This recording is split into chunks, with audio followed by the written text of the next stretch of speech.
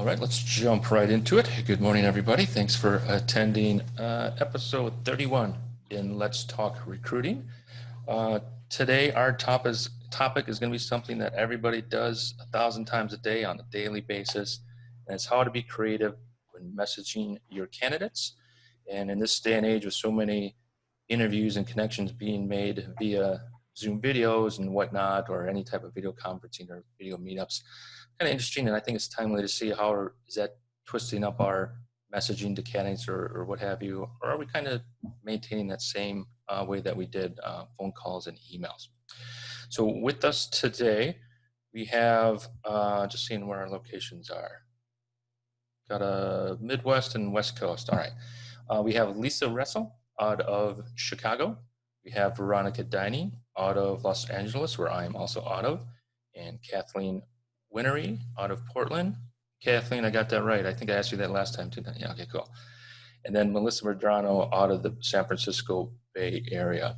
So again, a nice, easy conversation with our fellow peers, and we're going to each cover a topic that we want to highlight. So Lisa, I am going to start with you. Do you want to bring up your key point? We can just jump right into it. Sure. Yeah, sounds good. Hi, everybody. So as Sean said, I am based out of Chicago, although today I am streaming live out of Marietta, Georgia, where I'm visiting some family for the holiday. So nice to be chatting with you all. So I've been with Centric Consulting for a little over a year and a half. I joined them in a role where I'm focusing on both hands-on recruiting, but also establishing processes. So for me, I have... I'll hit the first tactic and I'll bring up a quick topic briefly if we want to talk more about it. But for me, there's, really two things that stood out to me that have helped me increase my response rate when messaging candidates over the years. And the first one has to do with personalization. So I know a lot of the other panelists are going to talk about that a little bit more in the discussion. But for me specifically, what I've seen success with when messaging candidates is customizing the emails specifically by calling out a candidate's job title or company, especially when it's a well-known company, right, that carries some clout, right? So the benefit of this is it shows you did your homework. So an example of this could be something like saying in your message, I'm a big fan of engineers from Netflix or Spotify or Nike, wherever they work, right? And then a little bit of a stroke of the ego there, or just letting them know, hey, I know that Spotify is a great company and you're most likely not looking for a change at the moment. That's kind of ironic though, because we know what 80% of folks that we message are looking for a new role. But I found it just takes a little bit of the obvious, hey, I'm assuming you want to make a move right now, right? Because they are probably doing a lot of great things at that company to keep people there. So again, I know that you're most likely not looking, but if you're open to hearing more about, insert your company, Centric, I think you'd be impressed with what we have to offer. So I have received some positive feedback on that approach over the years because candidates have said, hey, I appreciate you not making an assumption, that I'd be ready to leave. And then also the fact that where I work and what my role is shows you did your homework, right? And that, as we know, goes a long way with candidates. And even candidates that weren't interested responded back to say that, right? So I know we're all concerned about engagement, response rates. And so that's one specific point that I wanted to bring up. I don't know that anyone else is going to talk about this, so I'll just mention it briefly, but I saw a lot of the feedback that folks wanted to talk about was around engagement. So another quick thing that I've seen success with is actually checking out some of the data around when the best times are to send emails. This is actually different across the country, in different parts of the country, in different areas within different skill sets. So for instance, engineering managers are different than when we as recruiters might open emails. So there is some data out there. I usually have gotten it from HubSpot, but I think some of us are doing sequence messaging. That's going to come up next. And so as part of that sequence messaging, I've built in with my team, trying to send messages at specific times that will increase engagement. So you're trying, in that scenarios you were given, that's mainly addressing like, I call them leads, right? So somebody you don't know yet, non-applicants basically.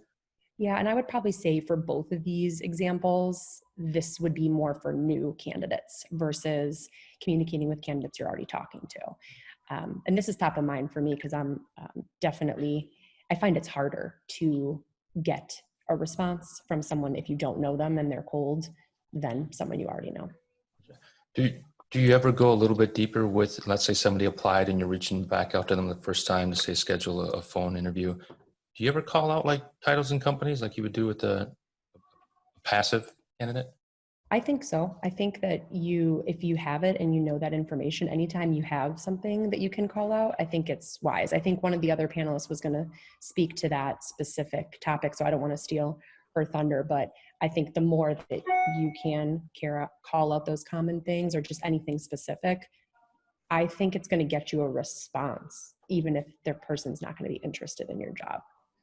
And what was the tool, the CRM that you mentioned, the name? As far as the best times to send emails, you mean? Yeah, that. Yeah, HubSpot, and I can try to find the exact link. It's more of marketing support, but because marketers are also concerned with when to send emails, I've found some good tools that they've put out that do apply to us as recruiters. So was that just information from HubSpot, or do you use HubSpot as in your tech stack and your tools? We don't use it, unfortunately. It's just information that's, out there for anyone that is interested. Got it. I'm starting to see ATSs operate a little bit more like CRMs and try and get that type of functionality in there.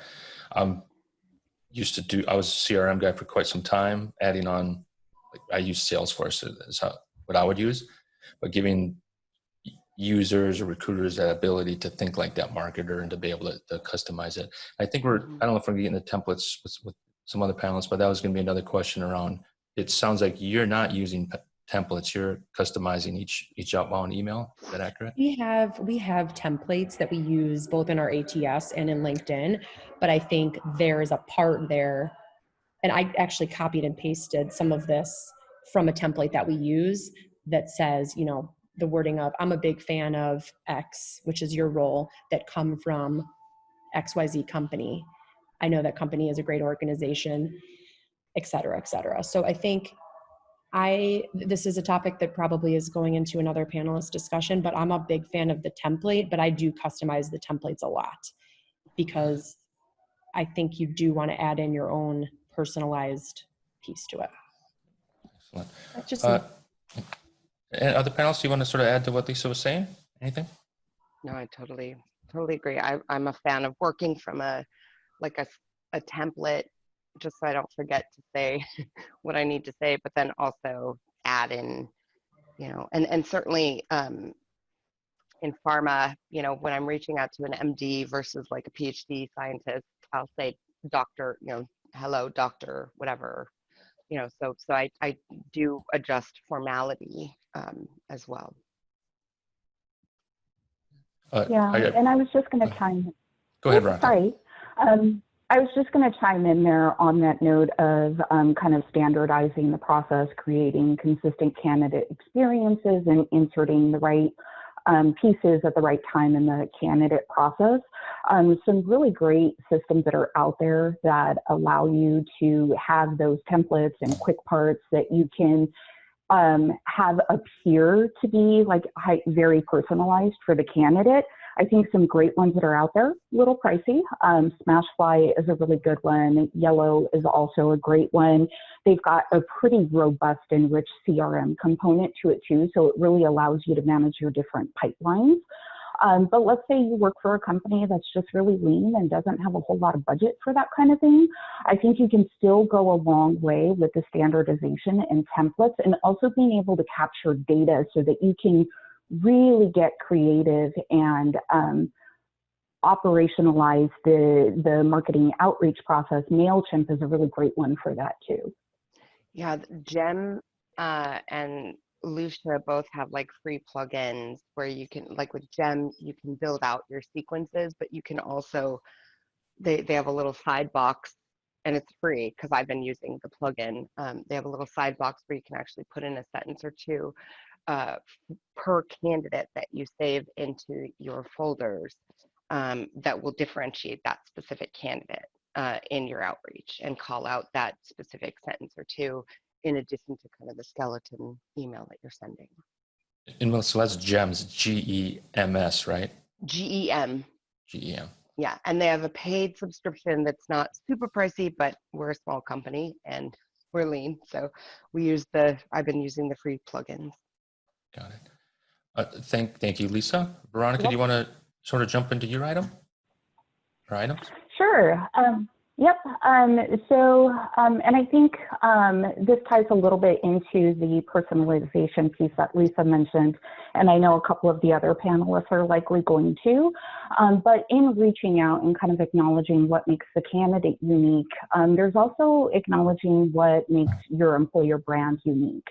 I think it's a really good opportunity to, in that initial outreach, kind of driving that awareness into your pipeline, to touch on things like culture, benefits, the team itself, and the role.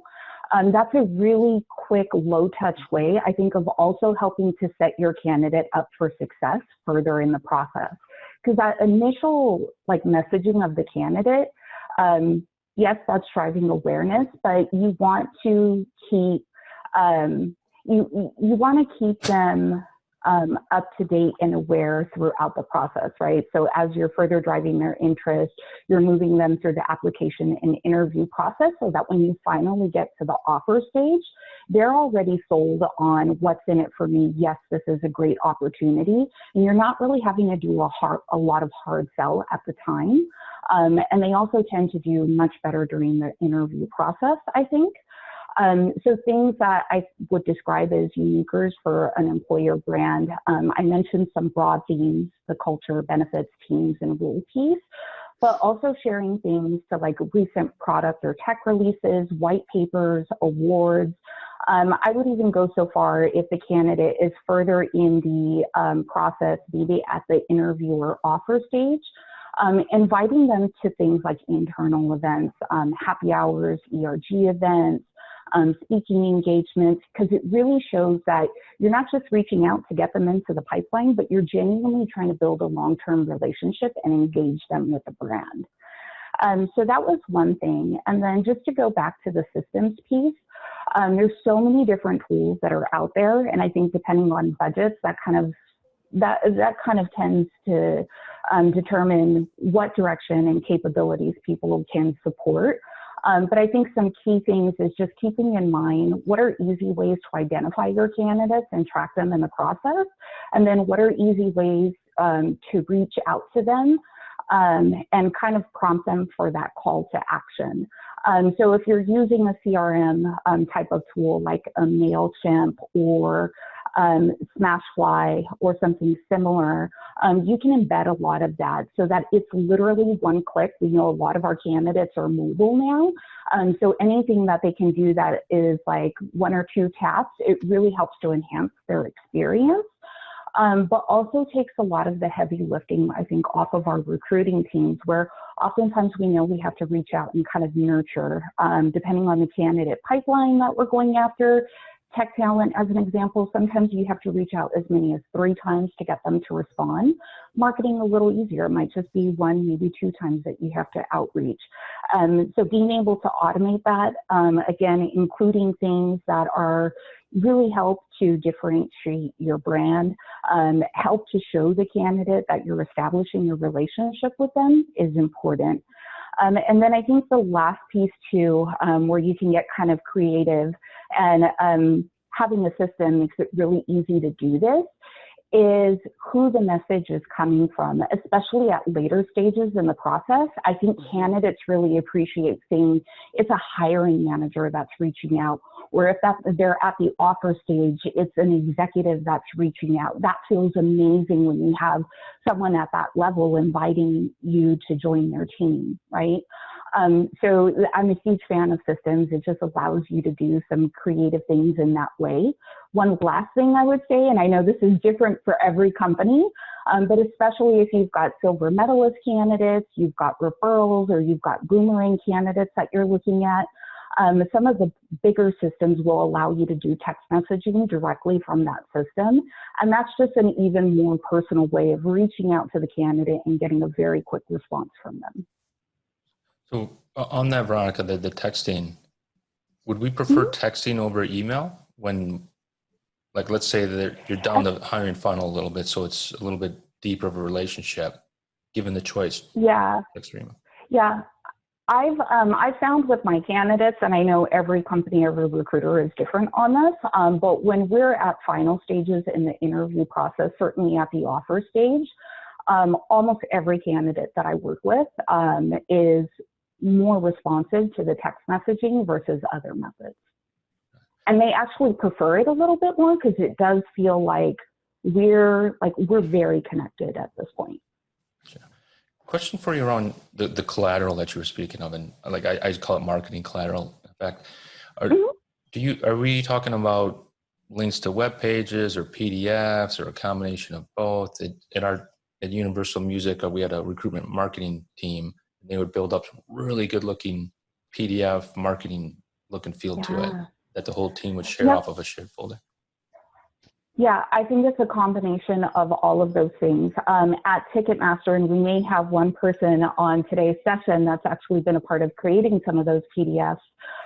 We had some of it that was specifically that for candidates that were later in the stage, where we talked about diversity, we talked about culture, and we really wanted to drive like including them in that feeling of inclusion into the team already at that stage in the process.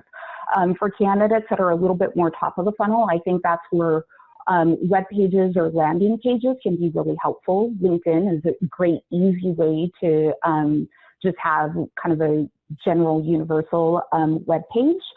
And then I think also too, if there's recruiting videos, a lot of companies have really great content there, or if there's snippets of maybe somebody was a key speaker at a large conference, embedding all of that type of stuff. I think the more you can get in front of them, especially in different formats, candidates really soak that up. Question for you on your who's sending the email.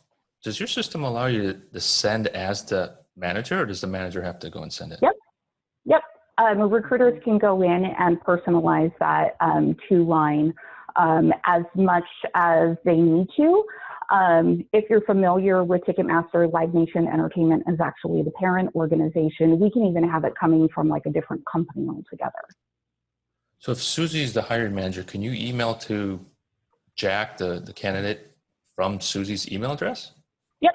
Okay, that's very cool. And if the candidate, if the candidate responds, yeah. Interesting. How often do you use that tactic?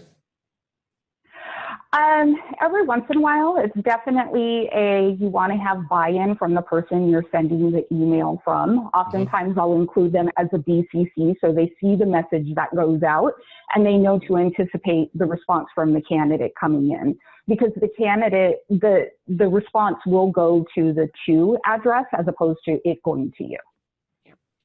Interesting.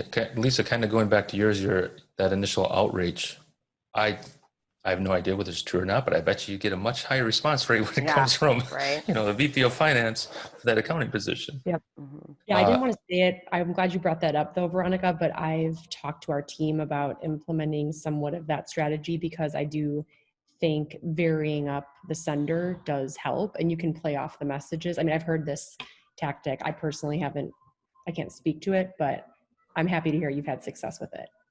I know with GEM, at least we did a paid demo and they enabled that feature as well. So you can send the sequence of automated emails from hiring managers, but Lever also, for example, some of the ATSs now allow that. And then there's also a function called Lever Nurture that's kind of more like a CRM within Lever that enables you to build campaigns and you can send on behalf of. But they have to, like, it physically goes to them and they hit approve before it gets sent out. Does the recruiter get CC'd on those emails? So if the person does respond, you can kind of take the conversation, or how does that work? I think so, yeah, because with Lever, there's a function where everything is kind of recorded in the system, so you can actually like talk to one another within the system. So like I communicate with my hiring managers directly through Lever. Got it. Excellent. Anybody else to add to Veronica's final comments there? All right. Kathleen, let's jump over to you. So I'm going to hit on something that some others have talked about a little bit in part of their discussions. It's finding commonality. When you're reaching out to candidates, I'll start with LinkedIn because that's where my go-to as a technical recruiter. So here at Viewpoint, we create cloud-enabled ERP software that's specific to the construction industry. And so finding developers in any city is hard, but here in Portland, they're in very high demand, as they are probably most places. And so I use LinkedIn. I use LinkedIn Recruiter to reach out to candidates. I'll create project folders, and I make sure that I'm connected with the hiring managers that I'm recruiting for so that they can go into my project folders and review candidates and select the ones that they're interested in. And I'm really glad that Veronica mentioned having the hiring manager or the VP or whomever reach out directly, because I think we have like nearly 100% response rate when that happens. So that was going to be one of my tips, but you brought it up first, which I think is great. But really, when you're reaching out to candidates, you want to find a commonality with them, whether it's ideally somebody who's actually recommended them to you, otherwise people that you have connections in common with. And you can mention those people's names, and it tends to really break the ice when you're reaching out to people. For me, I use templates, but I do modify them per each person that I'm reaching out to. I never send mass emails. It just isn't effective for me. I'd much rather use a short and sweet template, bringing up something that shows that I've really looked at their profile, whether it's mentioning their school, as Lisa mentioned, or rather their title in the company, as Lisa mentioned, or the school. Hello, fellow Terrapin, something like that in your subject line can really get their attention. So really the things that you want to look for are people in common, groups that you have in common with them. Here in Portland, it's a fairly small tech town, I guess. And so if I've gone to a networking event that I see that they're a member of, I'll bring that up. The connections, again, that's really important. You really want to keep it short and sweet though, so it's easy for them to reply to you. If they're not interested, they can tell you that. You want to hear back from them because then you've got that connection and it's so much easier to reach out to them in the future. Anybody else have anything to say along that line? I know, Lisa, you didn't want to take something away about the commonality, but if you have something more to say, I'd love to hear it. I think you covered it. I think that we're just increasing our odds of a response, right? Even when the person might not be interested, right? And then if they're responding, they have a positive opinion of you, of your firm, right? They're more likely to refer somebody. So I think it's all about getting the response, making a positive impression, and it's just showing that we took the time, right, to research them and make them feel special. And that's an authentic message, right? Yes, that was something I was going to bring up. Be authentic. Don't try to come up with some cheese. Well, I don't want to say cheesy, but what you think might be a funny subject line when it isn't something that you would normally say to somebody when you're reaching out to them. Don't try to do that because it doesn't work. I think being authentic is really huge. And I just saw a question about how many times you reach out to people. I usually reach out, the initial reach out, if I don't hear back, but there's somebody I'm really interested in, I'll reach out one more time and say, this is the last time I'm going to reach out to you. I don't want to bug you. I certainly don't want to be that person. But if you're at all interested, I just really welcome an initial conversation and leave it at that. And then I don't reach out to them again. So how many total did you say, Kathleen? For me, 2.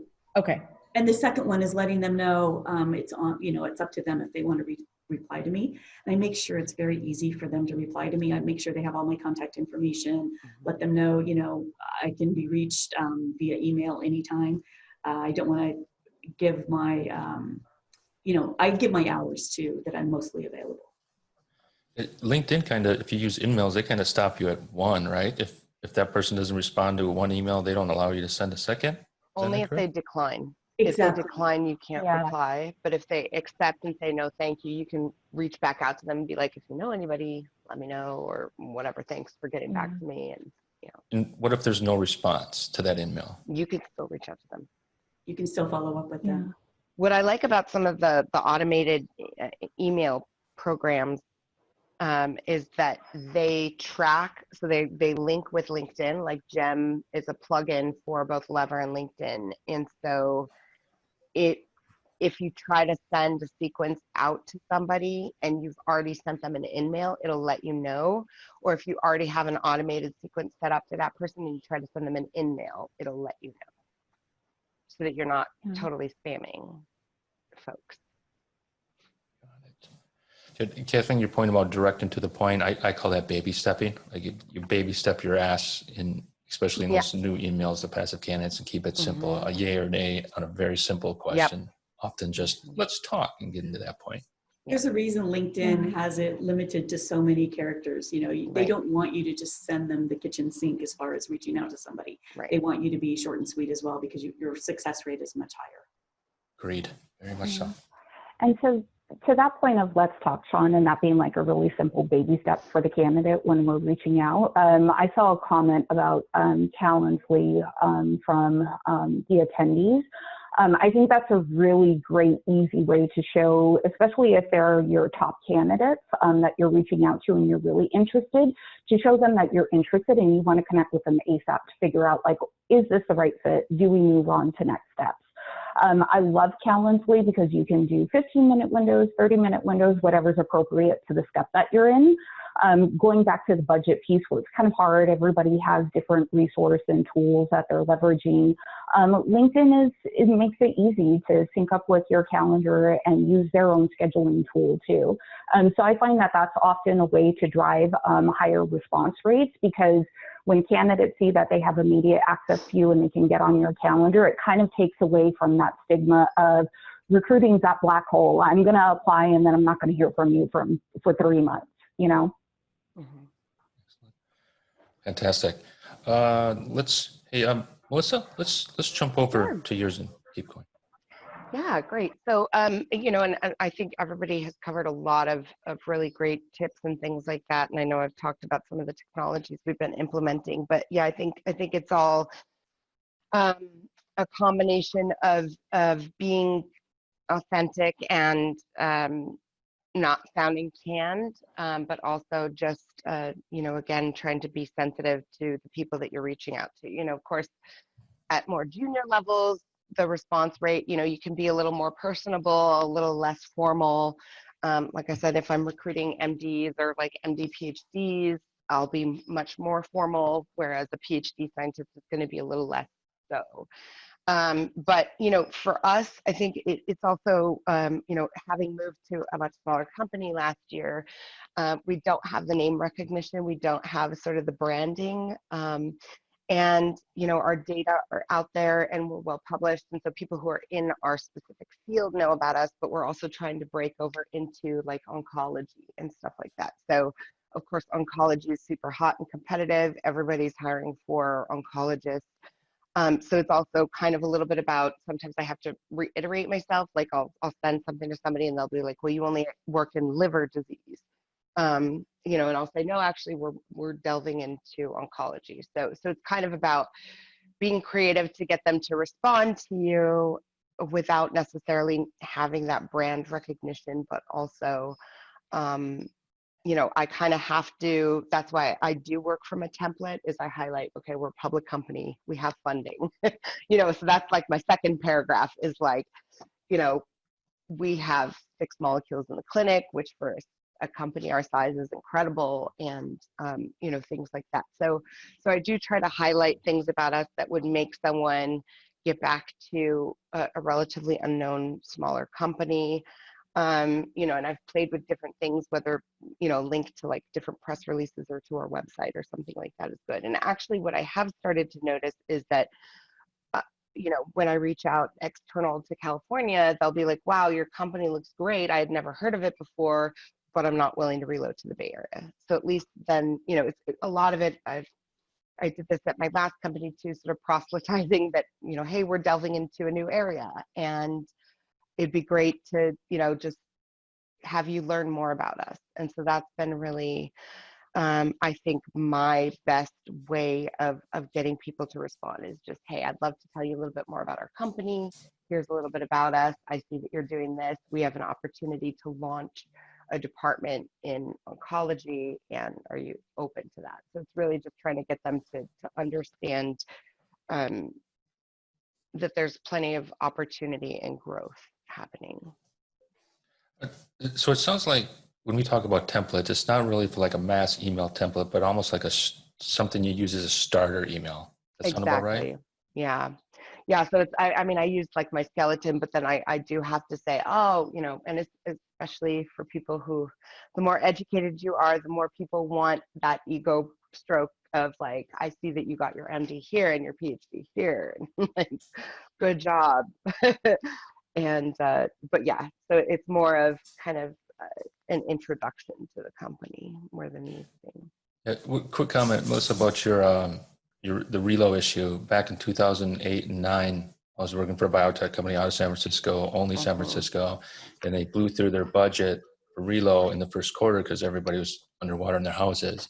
Yep. So what we did is we tracked every decline when they said relo is an issue, used those number of declines, the people who said no, and they went and got their relo budget increased. So it made moving in people easier. And that's been really actually good that our company is we're pretty reactive to sort of like me saying, this is what the market is saying. So that's been really good. And any other panels want to add to what Melissa was talking about? I do want to show, because it's, life of recruiters, just constant communication, right? And now we're kind of getting into being marketers for our companies and positions. I want to show, so I'm going to share my screen really quick. I want to show you something that I think is the future of what our desk is going to look like.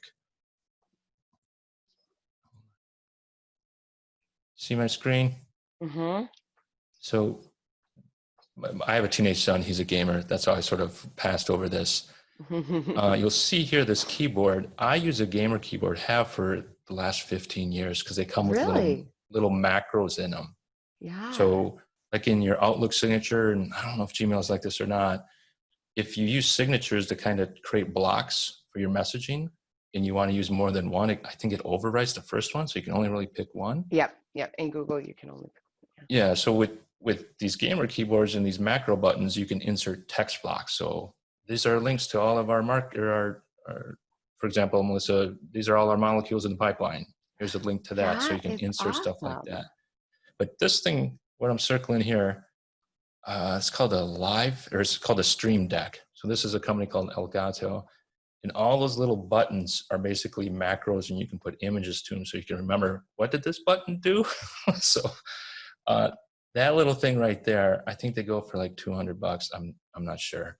They're not cheap, but they're not super expensive. I think that's a way to help with your communication, so you don't have to keep rewriting email after email after email. A little tool like that.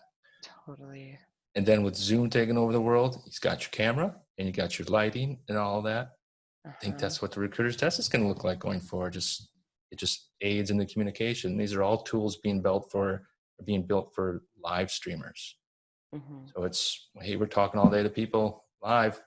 It might be a little wave of the future. I just wanted to show that. I thought it was sort of cool. That's really cool. I love it. And I like toys, so I see myself getting one of those pretty soon. Right. Yeah, I do want to kind of point out something odd about, final comments by anybody around our topic? Anybody want to sort of add one last note, or are we good? Good. All right. So I did want to add something that I just sort of kind of caught when we started the panel, or when I was sort of setting up my little image that I do at the beginning. And this was my first all-women panel. Usually it's a good mixture. About a week or so ago, maybe a week and a half, I got called out by a friend. He says, hey, your panels seem to be male heavy. I'm like, really? I don't know if they are. So I did a little digging because I didn't want to have that happen. I so far, this last quarter that's just ending yesterday, in this new quarter, as I'm starting to book this quarter's panelists, I looked at, well, what is the gender makeup of the panelists? And it's 60% women, 40% men. So it is leaning towards women. So I gotta send them an email back, and no, I'm not. We have about 185 panelists so far, and then I think we'll get to 200 by the time I finish booking the rest of this quarter out. So I just wanted to add to a big thanks to all the panelists in the community who's stepping up and participating. And I'm noticing as more people start chatting, I cannot keep track of the chat and stay in the conversation. So for everybody who helps with that chat, I can't keep up. So I apologize to anybody in the chat if we missed anything. I can't follow the chat and follow the conversation. I haven't mastered that yet. But big thanks to everybody. Again, as we go into this Q3, we're doing more panels, so it just should be getting more interesting as we go. So much appreciated. With that said, unless anybody else has anything to add, I think we'll call that a day. Thank you, Good. Sean, for continuing Thank to you. put these on. It's really My good. Thanks, pleasure. Sean. My pleasure. Definitely. All right. Enjoy your day. Enjoy the rest of the week. We'll talk to you soon. Bye. Bye-bye. Take care, everybody. Bye. Bye. Safe holidays, everyone. You too.